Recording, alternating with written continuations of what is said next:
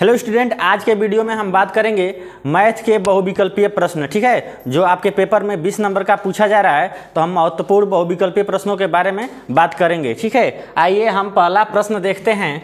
पहला प्रश्न है आपका द्विघात समीकरण। ठीक है, 3x² - 6x + 4 = 0 का विविधकर बताइए। ठीक है, का विविधकर बोल रहा है। बताइए, आप लोग सभी लोग कमेंट करके बताइए कौन सा आपका ऑप्शन सही होगा। ऑप्शन ए दिया है 12 और ऑप्शन बी दिया है 13 और ऑप्शन सी दिया है -12 और ऑप्शन डी दिया है 3√6। बताइए सभी लोग कमेंट करके कि कौन सा ऑप्शन आपका सही होगा। इस समीकरण का बताना है आपको विविधकर। ठीक है, बताइए सभी लोग कमेंट करके बताइए। देखिए, विविधकर की हम बात करें तो विविधकर को डी से प्रदर्शित करते हैं। किससे प्रदर्शित करते हैं? डी से। और डी बराबर होता है b² - 4ac। ठीक है, डी बराबर होता है b² - 4ac। ठीक है, और विविधकर निकालने के लिए हम क्या करते हैं कि द्विघात जो समीकरण ये है, द्विघात समीकरण के व्यापक रूप। ठीक है, द्विघात समीकरण का जो व्यापक रूप होता है उससे हम इस समीकरण का तुलना करके a, b और c का मान क्या करते हैं? निकाल लेते हैं। और निकाल करके हम विविधकर b² - 4ac में क्या करते हैं? रख कर d का मान निकालते हैं। देखिए, हम इसकी तुलना विविधकर के व्यापक रूप, ठीक है, यानी द्विघात समीकरण के व्यापक रूप से हम तुलना करेंगे। ठीक है, व्यापक रूप क्या होता है? ax² + bx + c = 0। ठीक है, ये द्विघात समीकरण का क्या है? व्यापक रूप है। इस व्यापक रूप से हम क्या करेंगे? द्विघात समीकरण से क्या करेंगे? तुलना करके a, b और c का क्या करेंगे? मान निकाल लेंगे। देखिए, हम अगर तुलना करें तो a का मान क्या होगा? a बराबर हमारा निकल जा रहा है a। ठीक है, और b बराबर हम देखें तो b बराबर क्या निकल जा रहा है? -6। ठीक है, कितना है? -6। और c बराबर देखें तो यहाँ पे प्लस है। प्लस कितना है? c बराबर +4। ठीक है, +4। ठीक है, और a, b, c का मान हम क्या करेंगे?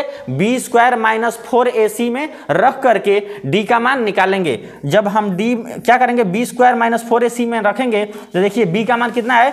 -6 यहाँ पे हम रख रहे हैं। ठीक है, इसका क्या हो जाएगा? स्क्वायर -4 और a का मान कितना है? 3। ठीक है, 3 रखेंगे। उसके बाद से c का मान कितना है? +4। ठीक है, +4।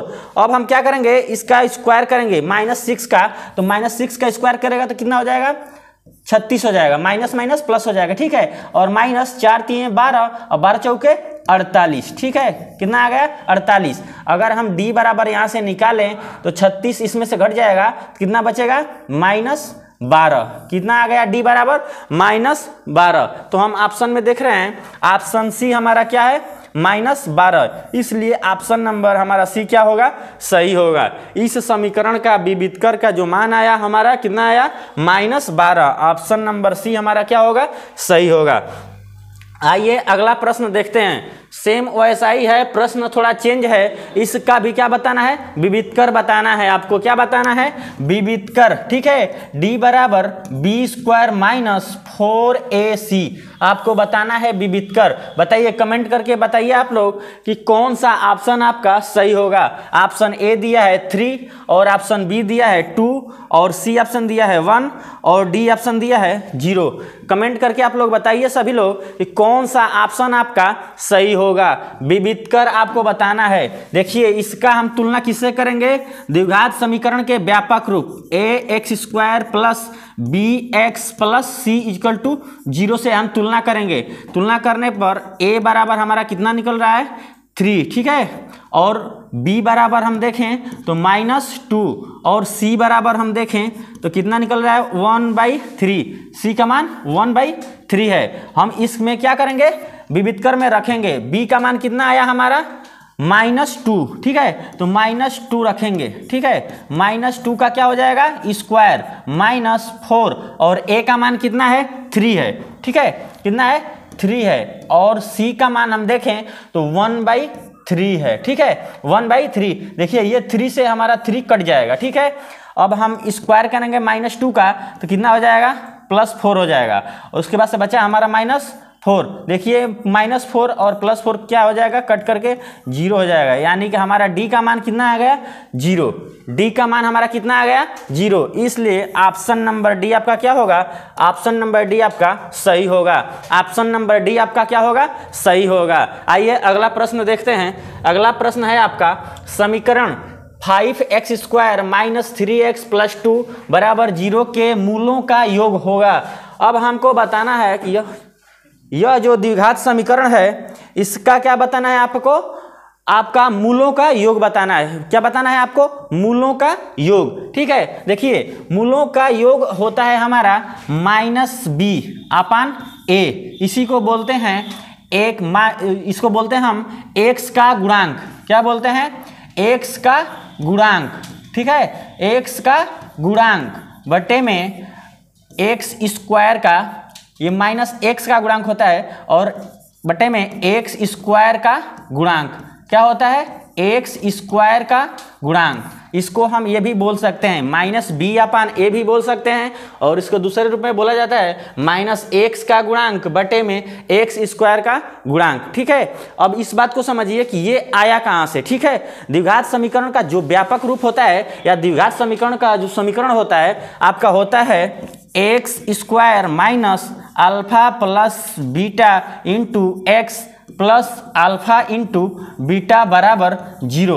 यानी जब हमारे द्विघात समीकरण के दो मूल दिए रहेंगे तो हमारा उसका समीकरण बनेगा x², ठीक है, -α + बीटा, यही हमारा क्या है, मूलों का योगफल। इसको बोलते हैं -x का गुणांक। ठीक है, क्या बोले हैं, -x का ये गुणांक है, प्लस α × बीटा, ये हमारा क्या होता है, मूलों का गुणनफल। ठीक है, अब अगर यहाँ से पूछ दे कि मूलों का गुणनफल बताइए, मूलों का गुणनफल। ठीक है, क्या है, गुणनफल, मूलों का गुणनफल, तो हमारा हो जाएगा α × बीटा। ठीक है, क्या हम बोलते हैं इसको, α × बीटा, और इसको दूसरे रूप में हम क्या बोल सकते हैं, C/a। इसको हम दूसरे रूप में, इसका बराबर क्या हो जाएगा, C/a। ठीक है, अचर पद बटे में x² का गुणांक भी इसको बोलते हैं। क्या बोलते हैं, C हमारा यहाँ क्या है, अचर पद है, और a हमारा क्या है, x² का गुणांक। ठीक है, क्या होता है, x² का गुणांक। और आपको बताना है यहाँ पे मूलों का योगफल, यानी कि हमारा ये सूत्र है, मूलों का योगफल के लिए हमारा ये सूत्र है, और मूलों का गुणनफल के लिए α × बीटा होता है, या C/a, अचर पद बटे में x² का गुणांक। यहाँ पे मान लीजिए कि मूलों का योगफल पूछा है और कहीं पे मूलों का गुणनफल पूछ दे, तो आप क्या करेंगे, इस सूत्र पे आप क्या करेंगे, रख करके आप मूलों का गुणनफल निकाल सकते हैं। बताइए आप लोग, कमेंट करके बताइए आप लोग कि कौन सा सही होगा, मूलों का योगफल आपका कौन सा सही होगा। बताइए सभी लोग, कमेंट करके बताइए कि हमारा मूलों का योगफल क्या होगा। देखिए इसमें हम क्या करेंगे, a b c का पहले मान निकालेंगे। a का हम निकाल रहे हैं तो कितना आ जा रहा है, 5, और b का हम देख रहे हैं तो -3, और c का हम निकाल रहे हैं तो क्या है, 2 है, यानी कि +2 है। ठीक है, और क्या होता है हमारा, -b/a होता है, यानी कि -x का गुणांक, यानी क्या है, ये है हमारा माइनस, और -x का गुणांक कितना है, -3। ठीक है, बटे में x² का गुणांक, x² का गुणांक क्या है, 5 है, यानी कि a है। ठीक है, a का मान कितना है, 5। ठीक है, बराबर माइनस से माइनस में हम गुणा करेंगे तो प्लस हो जाएगा 3/5। कितना आ जाएगा हमारा, 3/5। ये हमारा क्या होगा, आंसर होगा, यानी कि ऑप्शन नंबर हमारा ए क्या होगा, सही होगा। ऑप्शन नंबर ए हमारा क्या होगा, 3/5 सही होगा। ऑप्शन नंबर ए आपका क्या होगा, 3/5 आपका सही होगा। आइए अगला प्रश्न देखते हैं। द्विघात समीकरण 2x² - 4x + 1 = 0 के मूल हैं।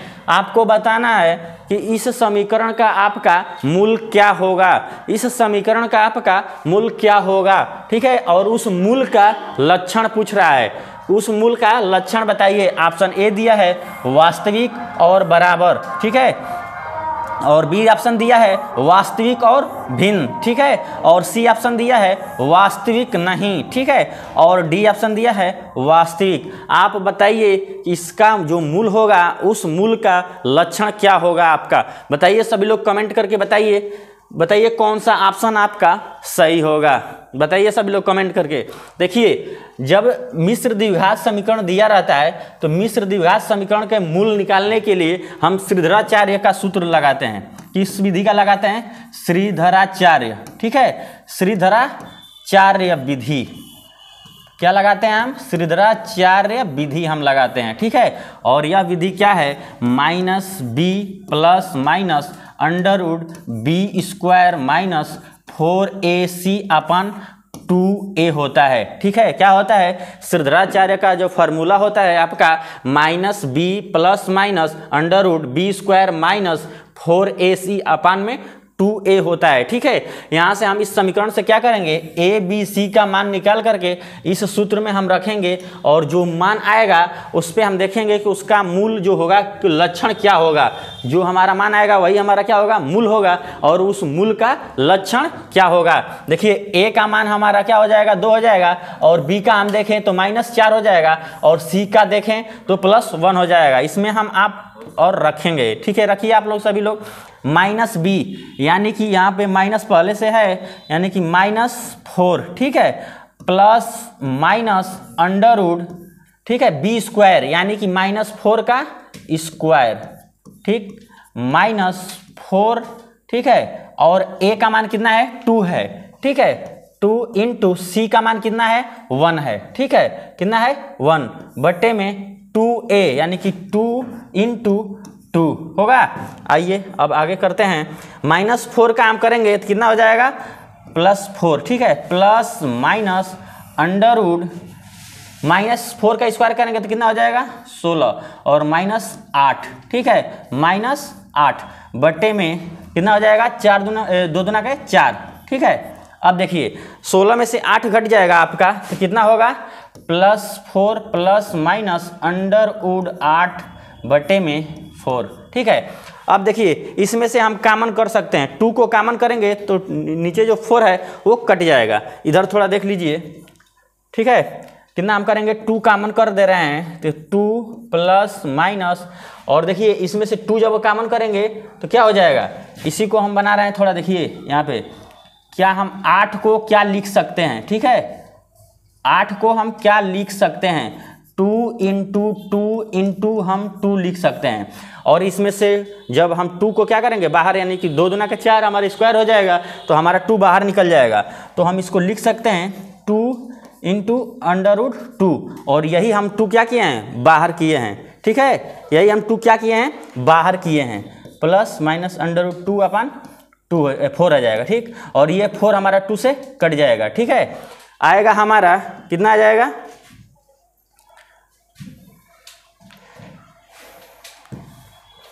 देखिए हमारा आंसर आ जाएगा 2 प्लस माइनस अंडर रूट 2 अपन 2, ठीक है। ये हम देख रहे हैं, देखिए ये हमारा जो है वास्तविक संख्या है, और हमारा जो इसका मान आएगा भिन्न भिन्न आएगा, इसलिए एक बार प्लस से निकालेंगे एक बार माइनस से निकालेंगे तो मान हमारा क्या आ जाएगा? अलग अलग जाएगा। यानी कि हमारा इसका लक्षण वास्तविक और क्या होगा? भिन्न होगा। इसका लक्षण आपका क्या होगा? वास्तविक और भिन्न होगा, ठीक है। वास्तविक और भिन्न, वास्तविक और भिन्न होने के लिए एक और आपका लक्षण इसका क्या है कि जब विविधकर यानी कि d का मान क्या होता है? 0 से बड़ा होता है तो हमारा क्या होता है? लक्षण वास्तविक और भिन्न होता है। वास्तविक और हमारा क्या होता है? भिन्न होता है, ठीक है। आइए अगला प्रश्न देखते हैं। अगला प्रश्न है आपका द्विघात समीकरण, ठीक है। द्विघात समीकरण x² - 4 बराबर 0 के मूल हैं। आपको बताना है कि x² - 4 = 0 के मूल हैं। आपको इस समीकरण का मूल बताना है। देखिए इस स्क्वायर जो x² - 4 है, इस प्रकार के समीकरण को हम शुद्ध द्विघात समीकरण बोलते हैं। क्या बोलते हैं? जिसमें क्या हो? x² हो, केवल a का गुणांक हो, ठीक है, और इसमें x का गुणांक न हो। इस प्रकार के समीकरण को हम शुद्ध समीकरण बोलते हैं, शुद्ध द्विघात समीकरण, ठीक है। और और इस प्रकार के समीकरण का हम मूल डायरेक्ट निकाल सकते हैं। डायरेक्ट कैसे निकालते हैं, देखिए एक्स स्क्वायर माइनस 4 दिया हुआ है, तो हम x बराबर इसको क्या कर सकते हैं, एक्स स्क्वायर बराबर 4, ये माइनस है तो जाएगा तो प्लस हो जाएगा, x बराबर हम निकाल लें तो ये √4 हो जाएगा। क्या हो जाएगा, √4, और x बराबर हम निकालें तो प्लस माइनस कितना हो जाएगा, 2 हो जाएगा। इस प्रकार से डायरेक्ट निकाल सकते हैं। और क्या हो, मिश्र द्विघात समीकरण दिया रहेगा तो आपको श्रीधराचार्य फार्मूला से ही लगाना होगा आपको, यानी कि श्रीधराचार्य सूत्र के द्वारा आप क्या निकालेंगे, मूल निकालेंगे। ठीक है, इसलिए ऑप्शन नंबर हमारा क्या होगा, +-2, यानी कि ऑप्शन नंबर डी आपका क्या होगा, सही होगा। ऑप्शन नंबर डी आपका क्या होगा, सही होगा। आइए अगला प्रश्न देखते हैं। अगला प्रश्न है आपका 2 tan तीसंस, ठीक है, अपान 1 + tan स्क्वायर तीसंस बराबर है, यानी कि जो इसका मान होगा किसके बराबर होगा। कमेंट करके आप लोग सभी लोग बताइए और इस क्वेश्चन को बनाइए आप लोग कि इसका आंसर क्या होगा, कौन सा ऑप्शन आपका सही होगा। 2 tan तीसंस बटे में 1 + tan स्क्वायर तीसंस, ठीक है, बताइए सभी लोग कमेंट करके बताइए आप लोग कौन सा ऑप्शन आपका सही होगा। देखिए इस प्रकार के क्वेश्चन जो होते हैं आपको त्रिकोणमितीय अनुपात याद होना चाहिए। त्रिकोणमितीय अनुपात का मतलब कि 0 अंश होता है, 30 अंश, 45 अंश, 60 अंश, 90 अंश, जो सभी होता है त्रिकोणमितीय अनुपात 6, उसका मान याद रहना चाहिए। सभी का जब मान याद रहेगा तो आप इस प्रकार के क्वेश्चन को कर पाएंगे। ठीक है, तो आशा करते हैं आपका सभी याद होगा, तो आप बताइए। ठीक है, tan 30 अंश का मान कितना होता है, और जब tan 30 अंश का मान आपको याद रहेगा तो इस प्रकार के क्वेश्चन को आप हल कर लेंगे। देखिए हम बताते हैं, देखिए tan 30 अंश का मान जो होता है, tan 30 अंश बराबर होता है 1/√3। ठीक है, कितना होता है, tan 30 अंश का मान 1/√3 होता है। ठीक है, आइए इसमें रख करके हम इसका आंसर निकालेंगे। 2 × tan 30 अंश का मान कितना है, 1/√3 अपान 1 + tan स्क्वायर, 1 + tan स्क्वायर 30 अंश का मान, यानी कि हम अगर √3 यानी 1/√3 का स्क्वायर करेंगे तो क्या हो जाएगा। देखिए इसका हम करेंगे 2/√3। ठीक है, 1 + 1/√3 का स्क्वायर करेंगे तो अंडर हट जाएगा, यानी कि 3 बचेगा। ठीक है, इसका हम करेंगे तो 1/2/√3 अपान इसका क्या होगा, 3 + 1 यानी कि 4/3 हो जाएगा। ठीक है, अब देखिए इसको हम करेंगे तो 2/√3, इसको क्या करेंगे, ऊपर लेकर जाएंगे तो क्या हो जाएगा, पलट जाएगा 3/4। ठीक है, इसका अगर 2 से हम इसको कटाएंगे तो कितना बार कट जाएगा, 2 बार कट जाएगा। ठीक है, अब इसको क्या करेंगे हम, देखिए ये 3 कितना हो जाएगा, 3/2√3। ठीक है, अब देख रहे हैं ये किसी त्रिकोणमितीय अनुपात का मान नहीं होता है। हम क्या करेंगे, ऐसा इसका मान बनाएंगे कि किसी त्रिकोणमितीय अनुपात का ये मान हो। ठीक है, इसमें हम क्या करेंगे, अंश और हर में √3 से क्या करेंगे, गुणा कर देंगे। गुणा करने से हमारा प्राप्त होगा 3/√3 अपान, देखिए ये √3 का √3 में करेंगे तो ये 3 हो जाएगा। ठीक है, यानी कि 2 × कितना बचेगा, 3, और इस 3 से ये 3 कट जाएगा, हमारा मान आ गया √3/2। ठीक है, √3/2 हमारा मान आ गया किसका, 2 tan 30 अंश अपान 1 + tan स्क्वायर 30 अंश का मान। हम देख रहे हैं कि √3/2 जो होता है, √3/2 किसका मान है, sin 60 अंश का मान है। किसका मान है, sin 60 अंश का मान होता है। ठीक है, यानी √3/2 हम लिख सकते हैं sin 60 अंश। इसलिए ऑप्शन नंबर आपका सी क्या होगा, सही होगा। ऑप्शन नंबर सी आपका क्या होगा, सही होगा। आप क्या करिएगा, सभी त्रिकोणमितीय अनुपात याद रखिएगा। ठीक है, सभी त्रिकोणमितीय अनुपात जब याद रखेंगे तो इस प्रकार के क्वेश्चन आप एकदम आराम से इजीली, माने सरलीकरण की तरह होता है। ठीक है, कर लेंगे। ठीक है, आइए अगला प्रश्न देखते हैं। अगला प्रश्न है आपका 9 sec square a minus 9 tan square a का मान है। बहुत ही आसान है, बताइए सभी लोग कमेंट करके बताइए कि इसका मान क्या होगा। बताइए जल्दी से सभी लोग कमेंट करके बताइए 9 sec square a minus 9 tan square a का मान क्या होगा। ऑप्शन ए दिया है 1 और ऑप्शन बी दिया है 8 और ऑप्शन सी दिया है 9 और ऑप्शन डी दिया है 10। बताइए कौन सा ऑप्शन आपका सही होगा? सभी लोग कमेंट करके बताइए, जल्दी से कमेंट कीजिए। देखिए एक सूत्र होता है 1 + 10 स्क्वायर ए, ठीक है, बराबर क्या होता है सेक स्क्वायर ए। आप लोग पढ़े होंगे, ठीक है। 1 + 10 स्क्वायर ए बराबर क्या होता है सेक स्क्वायर ए, ठीक है। और इसी सूत्र पे ये दिया हुआ है, ठीक। और इसको हम क्या लिख सकते हैं 1 बराबर सेक स्क्वायर ए माइनस 10 स्क्वायर ए लिख सकते हैं। इस प्लस को हम अगर बराबर के दाहिने पक्ष में लेकर जाएंगे तो क्या हो जाएगा माइनस हो जाएगा, ठीक है। ये हम लिख सकते हैं इसके जगह पे, और यही किया हुआ है। देखिए हम इस प्रश्न को यहाँ लिखते हैं 9 सेक स्क्वायर ए माइनस 9 10 स्क्वायर ए, ठीक। और इसमें से हम क्या करेंगे 9 को कॉमन कर सकते हैं, इसलिए कि यह 9 जो है दोनों में क्या है दोनों पद जो है इसमें 9 है, इसलिए हम 9 को कॉमन करेंगे। यानी कि 9 कॉमन कर लिए तो सेक स्क्वायर ए माइनस 10 स्क्वायर ए बचा हमारा, ठीक है। क्या बचा हमारा 9 कॉमन कर दिए तो सेक स्क्वायर ए माइनस 10 स्क्वायर ए हमारा बचा। और हम देख रहे हैं यहाँ से कि सेक स्क्वायर ए माइनस 10 स्क्वायर ए बराबर क्या होता है 1 होता है। कितना होता है 1। तो हम इसके जगह पे क्या देख सकते हैं हम 1 लिख सकते हैं। तो हमारा आ गया क्या आ गया 9 इंटू इसके जगह पे हम क्या लिखेंगे 1 बराबर हमारा 9 आ गया।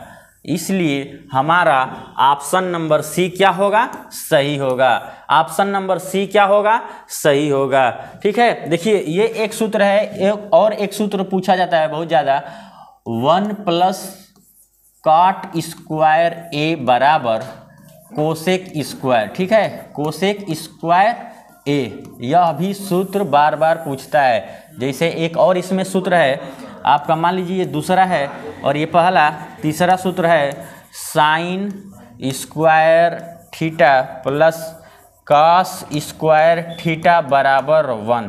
ये भी प्रश्न आपको बहुत ज़्यादा पूछता है कि sine square theta plus cos square theta बराबर 1 होता है, ठीक है। आइए अब अगला प्रश्न देखते हैं। अगला प्रश्न है आपका साइन 30 अंश का मान है। बहुत ही इजी है, यही त्रिकोणमितीय अनुपात है। बताइए सभी लोग कमेंट करके बताइए कि साइन 30 अंश का मान कितना होगा।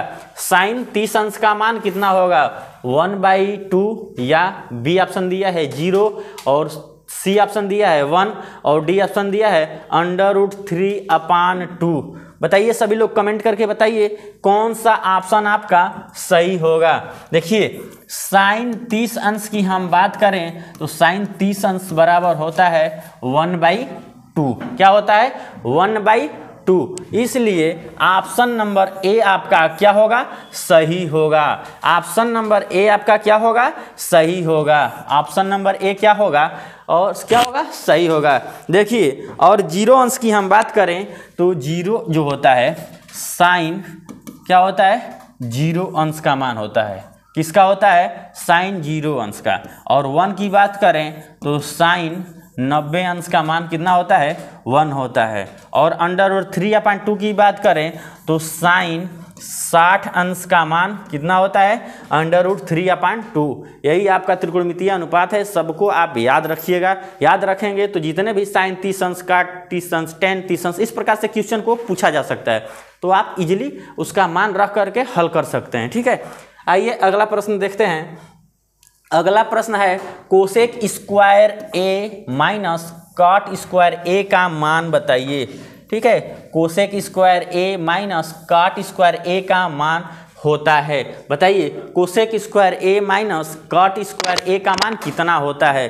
कमेंट करके बताइए, सभी लोग कमेंट कीजिए, कमेंट करके बताइए आप लोग कि कोसेक स्क्वायर ए माइनस कॉट स्क्वायर ए का मान क्या होता है। जल्दी से आप लोग कमेंट करके बताइए कौन सा ऑप्शन आपका सही होगा।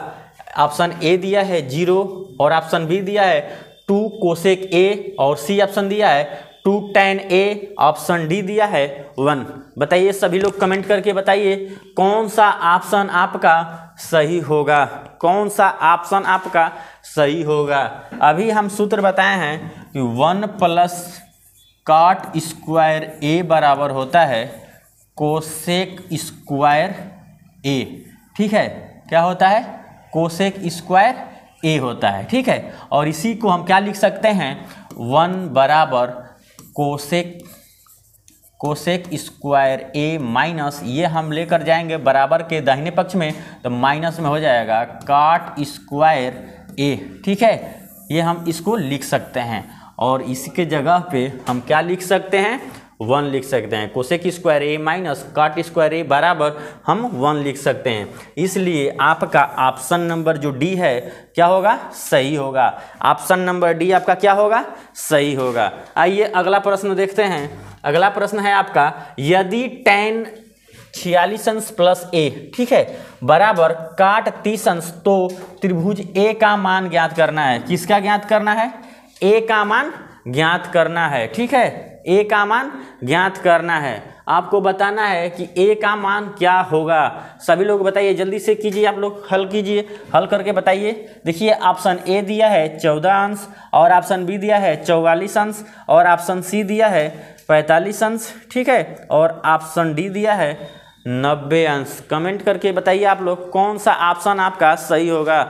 बताइए जल्दी से कमेंट कीजिए, सभी लोग कमेंट कीजिए कौन सा आपका ऑप्शन सही होगा, यानी A का मान कितना आएगा। बताइए सभी लोग कमेंट कीजिए। देखिए इस क्वेश्चन को हम हल करें तो tan, ठीक है, 46 अंश प्लस A, ठीक है, इस प्रकार का क्वेश्चन बहुत बार पूछ सकता है। देखिए इस प्रकार के क्वेश्चन में हम करते क्या हैं, हमको क्या होगा कि tan जो इधर दिया है और इधर काट दिया है, ठीक है, तो हमको चेंज करके इस tan काट को कटाना होगा। ठीक है, तो हम क्या करेंगे, इस काट को चेंज कर देते हैं। ठीक है, इसको क्या करते हैं? चेंज कर देते हैं। ठीक है, इसको क्या करते हैं? चेंज कर देते हैं। तो चेंज कैसे करते हैं इस बात को समझिए। tan 46 अंश प्लस A बराबर cot 30 अंश दिया है। ठीक है, हम इस काट को हम चेंज कर सकते हैं। ठीक है, tan में। तो देखिए कैसे करते हैं। tan 46 अंश प्लस A बराबर, इसको देखिए क्या लिख सकते हैं, हम लिख सकते हैं cot 90 अंश माइनस 60 अंश, यानी कि हम 90 अंश में से 60 अंश को घटा देंगे तो cot 30 अंश आ जाएगा ना, तो हो जाएगा। देखिए अब यही इतना ही करना था हमको। अब हम इसको लिख सकते हैं tan 46 अंश प्लस A बराबर, देखिए ये सूत्र एक होता है, ये इसके बराबर हम लिख सकते हैं, क्या लिख सकते हैं? tan 60 अंश। ठीक है, अब देखिए इसका ये फार्मूला है कि cot 90 अंश माइनस थीटा बराबर tan थीटा होता है। आप लोग पढ़े होंगे क्या होता है? cot 90 अंश माइनस थीटा बराबर tan थीटा होता है, और ये इतना ही बराबर हम क्या लिखे हैं? tan 60 अंश। हो गया ना। ये आप लोग सभी, आप त्रिकोणमितीय अनुपात ये जो होता है कि साइन 90 अंश माइनस थीटा बराबर कास थीटा, कास 90 अंश माइनस थीटा बराबर साइन थीटा, ये सभी आप 6 होता है। उसी प्रकार से 90 प्लस थीटा होता है, और होता है 180 अंश प्लस थीटा और 180 अंश माइनस थीटा। ये चारों प्रकार का आप सूत्र को याद रखिएगा, कहीं भी आपको प्रयोग करने के लिए मिल सकता है। ठीक है, आइए अब इसको हल करेंगे। tan क्या है? देखिए आ गया हमारा। ठीक, अब इस tan से हम इस tan को कटा सकते हैं। हम भाग जब इधर देंगे तो tan से tan कट जाएगा। हमारा आ गया 46 अंश प्लस A बराबर कितना आ गया? 60 अंश। ठीक है, 60 अंश आ गया, और A का मान ही पूछ रहा है हमसे। A का मान निकालेंगे यहाँ से, तो A बराबर हो जाएगा 60 माइनस 46 अंश। ठीक है, और 46 अंश जब घटाएंगे तो A बराबर हो जाएगा कितना? 14 अंश। कितना आ गया आपका? 14 अंश आ गया। ऑप्शन नंबर आपका A क्या होगा? सही होगा। ऑप्शन नंबर A आपका क्या होगा? सही होगा। आइए अगला प्रश्न देखते हैं। अगला प्रश्न है, तीनों केंद्रीय प्रवृत्त के मापकों में एक अनुभाविक संबंध है। ठीक है, केंद्रीय प्रवृत्ति सांख्यिकी से ये क्वेश्चन है कि आपको बताना है कि कौन सा संबंध है जो सही होगा। ऑप्शन ए दिया है 3 गुणे माध्य बराबर, ठीक है, 3 गुणे माध्य बराबर बहुलक प्लस 2 गुणे माध्यक, ठीक है, ये माध्यिका होता है। क्या होता है? माध्यिका, ठीक है। बताइए आप लोग कौन सा आपका संबंध जो है आपका सही होगा। बताइए कौन सा आपका ऑप्शन सही होगा। एक माध्य होगा और एक माध्यिका होगा, ठीक है। यहाँ पे दोनों माध्यक दिया है तो ये तो ऐसे गलत होगा। बताइए सभी लोग कमेंट करके बताइए आप लोग कौन सा ऑप्शन आपका सही होगा। बताइए कमेंट करके सभी लोग बताइए, जल्दी से कमेंट कीजिए आप लोग सभी लोग, कौन सा ऑप्शन आपका सही होगा, कौन सा ऑप्शन आपका सही होगा। बताइए सभी लोग। देखिए हम इस तीनों में संबंध अगर ज्ञात करें बहुलक, माध्यिका और माध्य में, तो देखिए बहुलक बराबर होता है, बहुलक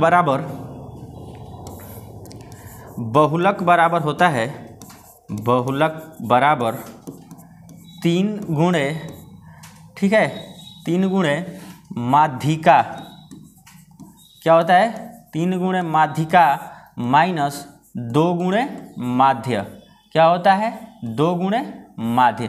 ये हमारा बहुलक और माध्यिका माध्य में हमारा संबंध होता है। क्या होता है? बहुलक बराबर 3 गुणे माध्यिका माइनस 2 गुणे माध्य, ठीक है। और इसी से हम मिलाएंगे कि इस प्रश्न में कौन सा हमारा ऑप्शन सही हो सकता है, कौन सा ऑप्शन आपका सही हो सकता है। बताइए सभी लोग कमेंट करके बताइए। इसमें आपको इसी संबंध से इधर उधर करके पक्षांतर करके ये पूछ दिया है, ठीक है। बताइए आप लोग कौन सा ऑप्शन आपका सही होगा। बताइए सब लोग। देखिए अगर हम निकालें ऑप्शन नंबर ए को देखें तो 3 गुणे माध्य बराबर दिया है बहुलक प्लस 2 गुणे माध्यिका, ठीक है। 3 गुणे माध्य ये हमारा माध्यिका होना चाहिए, तो इसलिए ऑप्शन नंबर ए हमारा नहीं होगा, ठीक है। और देखिए तीसरा 3 गुणे माध्यिका, ठीक है, क्या है? माध्यिका, ये माध्यक दिया है, इधर भी माध्यक दिया है, तो ये भी नहीं होगा, ठीक है। अब देखिए हमारा ये ऑप्शन नंबर 2 भी क्या होगा? गलत होगा। ऑप्शन नंबर अगर 3 चेक करें, 3 गुणे माध्यिका, ठीक है, क्या होगा? 3 गुणे माध्यिका बराबर बहुलक प्लस 2 गुणे माध्य। अब इसको हम बनाएंगे, ठीक है। क्या दिया है? अगर हम यहाँ से बहुलक बराबर निकालें, बहुलक, ठीक है, क्या निकालेंगे? बहुलक, ठीक है। बहुलक में हम अगर लेकर आएंगे, ये माइनस है तो इधर आएगा तो क्या हो जाएगा? 2 गुणे माध्य लिख सकते हैं इसको, 2 गुणे माध्य। अब बराबर क्या लिख सकते हैं? 3 गुणे माध्यिका हम लिख सकते हैं, ठीक है, 3 गुणे माध्यिका, ठीक है। इसलिए ऑप्शन नंबर आपका सी क्या होगा? सही होगा।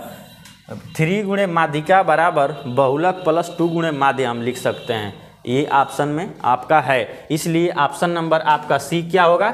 सही होगा। ऑप्शन नंबर सी आपका क्या होगा? ये थोड़ा बड़ा है, आप इसको इत्मीनान से आप इधर उधर पक्षांतर करेंगे तो आपको मिल जाएगा, ठीक है। अब अगला प्रश्न हम देखते हैं। अगला प्रश्न है आपका प्रथम 10 प्राकृतिक संख्याओं का माध्य ज्ञात करना है। बहुत ही इजी क्वेश्चन है और इस पे आपको हर बार प्रीवियस ईयर में पूछा गया है, ठीक है। ऐसा कोई प्रीवियस ईयर का मॉडल पेपर उठा लीजिए, ठीक है, जिसमें समांतर माध्य से आपका क्वेश्चन न हो, ठीक है। इसलिए इस क्वेश्चन को डाला गया है, आप ध्यान से इसको देख लीजिएगा। बताइए सभी लोग कमेंट कीजिए कि कौन सा ऑप्शन आपका सही होगा। 5.6, बी ऑप्शन दिया है 5.5 और सी ऑप्शन दिया है 5 और डी ऑप्शन दिया है 4। बताइए सभी लोग कमेंट करके बताइए कौन सा ऑप्शन आपका सही होगा। माध्य कौन सा होगा? 10 प्राकृतिक संख्याओं का माध्य बताना है, 10 प्राकृतिक संख्याओं का माध्य, ठीक है। माध्य क्या होगा? देखिए हम अगर समांतर माध्य की हम बात करें, पहले हम ये जानेंगे कि समांतर माध्य बराबर क्या होता है, सूत्र, ठीक है। समांतर माध्य बराबर होता है कुल संख्याओं का योग, ठीक है, कुल संख्याओं का योग, ठीक है। क्या होता है? कुल संख्याओं का योग बटे में कुल संख्या, कुल संख्या, ठीक है, क्या होगा, कुल संख्या। समांतर माध्य बराबर होता है कुल संख्याओं का योग बटे में कुल संख्या। और इसमें बोल रहा है कि 10 प्राकृतिक संख्या, प्राकृतिक संख्या क्या होता है, 1 2 3 4 जो गिनते हैं 1 से 100 तक, ये सभी क्या है, प्राकृतिक संख्या है, ठीक है। तो हम पहले 10 प्राकृतिक संख्या लिखेंगे, ठीक है, और 10 प्राकृतिक संख्याओं का हम क्या निकालेंगे, समांतर माध्य। और यहाँ सूत्र क्या होता है, समांतर माध्य बराबर कुल संख्याओं का योग, ठीक है। तो हमारा कुल संख्या पहले लिखेंगे कि संख्या, कौन संख्या, 10 प्राकृतिक संख्या, ठीक है, 1 2 3 4 5 6 7 8 9 10, ये हमारा 10 प्राकृतिक संख्या हो गया, ठीक है। और इन सभी का क्या निकालेंगे हम, समांतर माध्य। तो हमारा समांतर माध्य बराबर क्या होता है, कुल संख्याओं का योग बटे में कुल संख्या। सबका क्या करेंगे, हम योग करेंगे, समांतर माध्य, समांतर माध्य बराबर 1 + 2 + 3 + 4 + 5 + 6 + 7 + 8 + 9 + 10। और कुल संख्या कितनी है, तो 10 है, ठीक है। कुल संख्या कितनी है, तो 10 है। तो 10 से हम इसमें योग जो होगा उसमें हम क्या करेंगे, भाग दे देंगे। देखिए कुल संख्या को जब जोड़ेंगे तो 55 आ जाएगा। 55 में हम किससे भाग देंगे, 10 से। जब 55 में हम 10 से भाग देंगे तो 5.5 हमारा क्या हो जाएगा, समांतर माध्य निकल गया। समांतर माध्य हमारा कितना निकल गया, 5.5। इसलिए ऑप्शन नंबर जो बी हमारा है, ऑप्शन नंबर बी आपका क्या होगा, सही होगा। ऑप्शन नंबर बी आपका सही होगा। अगला प्रश्न देखते हैं, आंकड़ों, ठीक है, ये आंकड़ा जो दिया है 2 8 4 6 5 की माध्यिका है। आपको यहाँ पे माध्यिका बताना है। बताइए सभी लोग कमेंट करके बताइए कौन सा ऑप्शन आपका सही होगा। ऑप्शन ए दिया है 4, बी ऑप्शन दिया है 6 और सी ऑप्शन दिया है 8 और डी ऑप्शन दिया है 5। जल्दी से बताइए इस प्रश्न का माध्यिका क्या होगा, माध्यिका कैसे निकालते हैं। सभी लोग कमेंट करके बताइए कि इसका आंसर क्या होगा, ऑप्शन नंबर कौन सा सही होगा। आपको माध्यिका बताना है, कमेंट करिए, सभी लोग कमेंट कीजिए कौन सा आंसर आपका होगा। माध्यिका कैसे निकालते हैं, देखिए माध्यिका की हम बात करें, किसकी बात करें, माध्यिका की, ठीक है। तो माध्यिका कैसे निकाला जाता है, देखिए जो ये प्रेक्षण दिया रहता है, यह इसकी जो संख्या होती है कभी सम भी होता है तो कभी विषम होता है, ठीक है। सम भी होता है तो कभी विषम होता है। तो पहले हम विषम के लिए समझते हैं। विषम जब संख्या रहेगी, यानी प्रेक्षण जो आंकड़ा दिया रहेगा, अगर इसकी संख्या क्या होगी, विषम होगी, तो माध्यिका हम निकालेंगे कैसे। देखिए इसका हम माध्यिका निकालें तो माध्यिका बराबर होता है विषम के लिए n+1/2वां पद, क्या होगा, 2वां पद। अगर प्रेक्षणों की संख्या विषम रही, ठीक है, विषम रही तो माध्यिका बराबर होता है n+1/2वां पद, ठीक है। अब देखिए दूसरा, अगर प्रेक्षणों की संख्या या जो आंकड़ा दिया है अगर इसकी संख्या क्या हो, सम हो, ठीक है, क्या हो, सम हो, तब हम माध्यिका कैसे निकालेंगे, ठीक है। तब हम क्या करेंगे, माध्यिका कैसे निकालेंगे।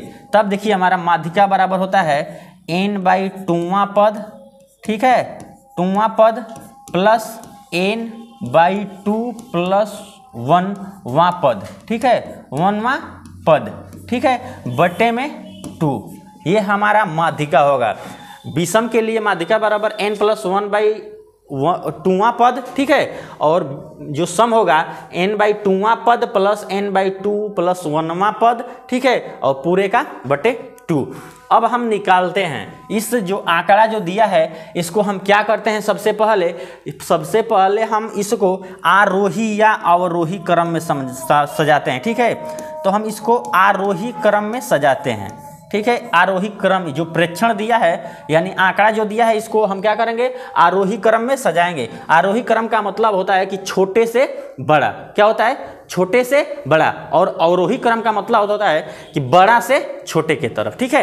तो ये आरोही क्रम में हम सजाएंगे, यानी छोटा से बड़ा, यानी कि हमारा क्या हो जाएगा, 2 हो जाएगा, ठीक है। उसके बाद से हमारा 4 है, ठीक है, उसके बाद से 4, उसके बाद से हमारा क्या है, 5, ठीक है, 5, उसके बाद से क्या है हमारा 6 है, ठीक, 6, उसके बाद से हमारा क्या है 8 है।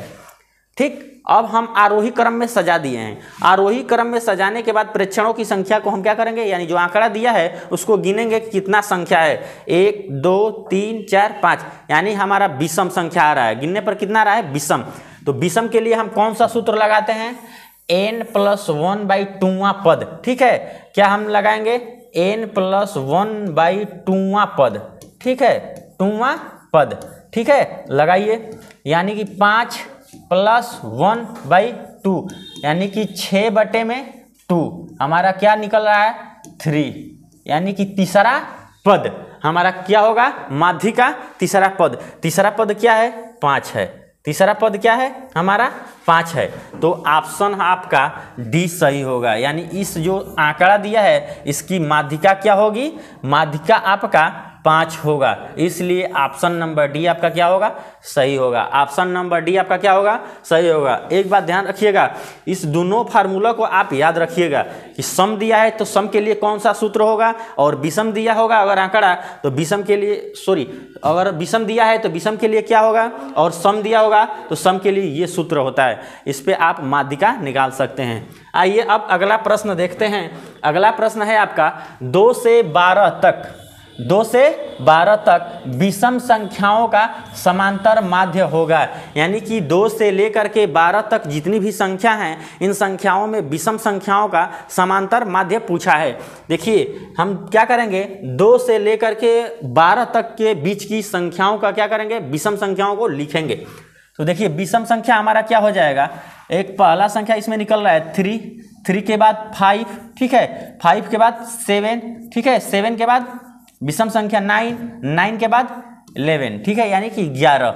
हमारा 2 से लेकर के 12 के बीच विषम संख्या हम निकाल लिए। विषम संख्या कितना आ रहा है हमारा, 5 संख्या आ रहा है, यही हमारा, ठीक है। और समांतर माध्य निकालेंगे इसका, समांतर माध्य, ठीक है, ठीक है। समांतर माध्य में क्या होता है, कुल संख्याओं का योग, कुल संख्याओं का योग बटे में कुल संख्या। बताइए सभी लोग कमेंट कीजिए, आप ही लोग कीजिए, कुल संख्या बताइए, सभी लोग कीजिए, सभी लोग कमेंट करके बताइए कि इसका आंसर यानी ऑप्शन नंबर कौन सा इसका सही होगा, ऑप्शन नंबर कौन सा सही होगा, बताइए जल्दी से कीजिए, सभी लोग कीजिए। देखिए इसका निकालेंगे तो कितना हो जाएगा, 3 + 5 + 7 + 9 + 11, ठीक है। और कितना संख्या है, 1 2 3 4 5, 5 से हम क्या करेंगे, भाग देंगे। बताइए सभी लोग कमेंट कीजिए कौन सा ऑप्शन आपका सही होगा, कौन सा ऑप्शन आपका सही होगा। देखिए 11 में 9 जोड़ेंगे तो 20 हो जाएगा, ठीक है। अब 20 में 7 27, 27 5 कितना हो जाएगा, 32, अब 32 3 35, यानी कि 35 बटे में 5, 5 से हम कटाएंगे तो कितना बार कट जाएगा, 7 बार। आंसर क्या आ गया आपका, समांतर माध्य 7 आ गया, इसलिए ऑप्शन नंबर डी आपका क्या होगा, सही होगा। ऑप्शन नंबर डी आपका क्या होगा, सही होगा। ऑप्शन नंबर डी आपका क्या होगा, सही होगा। आइए अगला प्रश्न देखते हैं। अगला प्रश्न है आपका, यदि a, ठीक है, और a+2 a+4 a+6 तथा a+8 का समांतर माध्य 11 है तो a का मान बताना है आपको। a का क्या करना है, मान बताना है। बहुत ही आसान क्वेश्चन है। जो समांतर माध्य बताए हैं वही समांतर माध्य आपको फार्मूला लगाना है, और फार्मूला लगा करके आपको इसका समांतर माध्य ज्ञात करना है, यानी a का मान ज्ञात करना है। समांतर माध्य आपको दिया है, इस बार समांतर माध्य कितना दिया है, 11, ठीक है। बताइए आप लोग, सभी लोग कमेंट कीजिए, कमेंट कीजिए, हल करके बताइए आप लोग कौन सा ऑप्शन आपका सही होगा। ऑप्शन ए दिया है 7, और ऑप्शन बी दिया है 5, और ऑप्शन सी दिया है 4, और ऑप्शन डी दिया है 1। कौन सा ऑप्शन आपका सही होगा, सभी लोग कमेंट कीजिए, सभी लोग बताइए कौन सा ऑप्शन आपका सही होगा। कमेंट कीजिए, सभी लोग कमेंट कीजिए, कमेंट कीजिए, सभी लोग कमेंट कीजिए। देखिए इस क्वेश्चन को हम बात करें तो समांतर माध्य का हम सूत्र लगाएंगे, ठीक है। समांतर माध्य, ठीक है, क्या होगा, समांतर माध्य बराबर कुल संख्याओं का योग, ठीक है, कुल संख्याओं का योग, ठीक है, बटे में कुल संख्या। क्या होता है? कुल संख्या। बताइए, देखिए हम क्या करेंगे, समांतर माध्य आपका कितना दिया है? 11 दिया है, तो 11 रख लेंगे बराबर कुल संख्याओं का योग, यानी कि सभी को क्या करेंगे, हम जोड़ेंगे। a प्लस क्या दिया है? a प्लस 2, ठीक है, plus a plus 4 plus a plus 6, ठीक है, प्लस a प्लस 8 दिया है ना, यानी 8, ठीक है, बटे में कुल संख्याओं का संख्या 1 2 3 4 5, यानी कितना संख्या है? 5, ठीक है। अब देखिए हम a को जोड़ेंगे, 2a हो गया, 3 4 और ये 5, यानी हमारा निकल गया, इसका गुणा इसमें हो जाएगा, यानी कितना आ जाएगा? 11 5 55, और जोड़े हैं a को तो कितना आया है? 5a, ठीक है। अब संख्या को जोड़ेंगे, 2 प्लस 4 6 और 6 12, यानी 12 12 8 20, कितना आ गया हमारा? 20 बट्टे में 20 हम 5 से गुणा कर दिए, ठीक है। अब देखिए a का मान निकालना है, हम क्या करेंगे? 5a बराबर 55 माइनस 20, ठीक है, यहाँ से 5a बराबर कितना आ गया? 30 5 35, और a बराबर निकालेंगे तो 5 से ये कितना बार कट जाएगा? 7, यानी a बराबर हमारा 7 निकल गया, 5 7 35। ऑप्शन नंबर आपका ए क्या होगा? सही होगा। ऑप्शन नंबर ए आपका क्या होगा? सही होगा। ऑप्शन नंबर ए क्या होगा आपका? सही होगा। अगला प्रश्न देखते हैं। अगला प्रश्न है आपका बहुलक चर का। क्या है? बहुलक चर का वह मान होता है जिसकी है, ठीक है, यानी इसके जगह पे जो डॉट डॉट दिया है, इसके जगह पे क्या होगा? अधिकतम बारंबारता। बहुलक किसको कहते हैं? और ऑप्शन बी दिया है न्यूनतम बारंबारता, और सी ऑप्शन दिया है माध्य बारंबारता, और डी ऑप्शन दिया है सर्वाधिक माध्य बारंबारता। बताइए सभी लोग कमेंट करके बताइए कि कौन सा ऑप्शन आपका सही होगा। बहुलक किसे कहते हैं? इसका मतलब यही हुआ कि बहुलक चर का वह मान होता है जिसकी है। बताइए कौन सा ऑप्शन आपका सही होगा। देखिए बहुलक वही होता है जिसकी संख्या क्या हो? सर्वाधिक हो, ठीक है, यानी अधिकतम बार क्या हो? आया हो, इसलिए ऑप्शन नंबर ए आपका क्या होगा? सही होगा। अधिकतम बारंबारता है जिसकी क्या हो? अधिकतम बारंबारता हो, इसलिए ऑप्शन नंबर ए आपका क्या होगा? सही होगा। ऑप्शन नंबर ए आपका क्या होगा? सही होगा। अगला प्रश्न है आपका किसी शंकु का आयतन, किसी शंकु का आयतन होता है। शंकु का आयतन क्या होता है? सभी लोग कमेंट करके बताइए कि किसी शंकु का आयतन क्या होता है। जल्दी से कमेंट कीजिए आप लोग कि कौन सा ऑप्शन आपका सही होगा, कौन सा ऑप्शन आपका सही होगा। देखिए ऑप्शन ए दिया है 1/3 पाई आर स्क्वायर एच, और बी ऑप्शन दिया है पाई आर स्क्वायर एच, और सी ऑप्शन दिया है 2 पाई आर एच, और डी ऑप्शन दिया है पाई आर कोष्टक में एल प्लस आर। बताइए शंकु का आयतन के लिए कौन सा सूत्र होता है? देखिए शंकु का आयतन का सूत्र होता है 1/3 पाई आर स्क्वायर एच। क्या होता है? 1/3 पाई आर स्क्वायर एच, इसलिए ऑप्शन नंबर आपका ए क्या होगा? सही होगा। ऑप्शन नंबर ए आपका क्या होगा? सही होगा। अगला प्रश्न देखते हैं। अगला प्रश्न है एक ठोस अर्धगोला का शंकु, ठीक है, एक ठोस अर्धगोला का कुल पृष्ठीय क्षेत्रफल होगा। आपको बताना है कि एक ठोस गोला है, अर्धगोले का आपको क्या बताना है? अर्धगोले का कुल पृष्ठीय क्षेत्रफल। ध्यान रहे यहाँ पे कुल पृष्ठीय क्षेत्रफल दिया है, ये आप लोगों को बताना है। ये आप लोग कमेंट करके बताइएगा आप लोग कि इसका आंसर क्या होगा, ठीक है, आप लोग बताइएगा कि इसका आंसर क्या होगा, ठीक है। आशा करते हैं ये वीडियो समझ में आया होगा। वीडियो समझ में आया होगा तो वीडियो को लाइक कीजिएगा, शेयर कीजिएगा अपने फ्रेंडों के पास। अगर चैनल पे नए हैं तो चैनल को प्लीज़ सब्सक्राइब कीजिएगा, ठीक है। मिलते हैं अगले वीडियो में।